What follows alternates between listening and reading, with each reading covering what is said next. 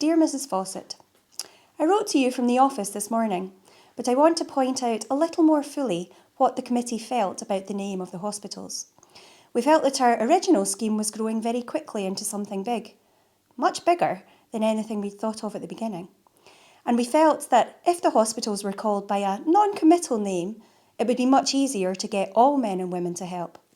The scheme is, of course, a national union scheme, and that fact the Scottish Federation will never lose sight of or attempt to disguise. The National Union will be at the head of all our appeals and press notices and paper. We were convinced that the more women we could get to help, the greater would be the gain to the women's movement. For we have hit upon a really splendid scheme. You see, we get these expert women doctors, nurses and ambulance workers organised. We send our units wherever they are wanted. Once those units are out, the work is bound to grow. The need is there and too terrible to allow any haggling about who does the work. If we have a thoroughly good organisation here, we can send out more and more units or strengthen those already out. We can add motor ambulances, organise rest stations on the lines of communication and so on. It will all depend on how well we are supplied with funds and brains at our base.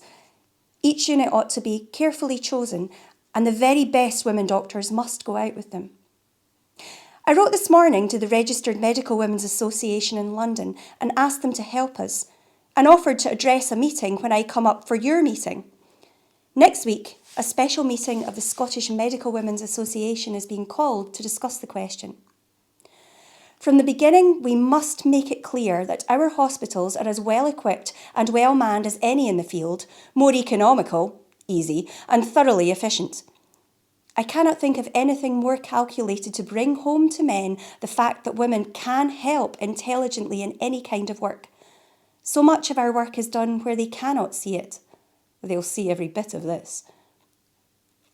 I wanted the executive, for this reason, to call the hospitals British Women's Hospitals for Foreign Service.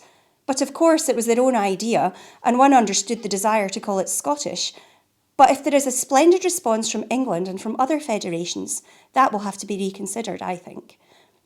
The great thing is to do the thing well and to do it as one scheme. I do hope you'll approve of all this. I can think of nothing except these units just now. Ever yours sincerely, Elsie Inglis.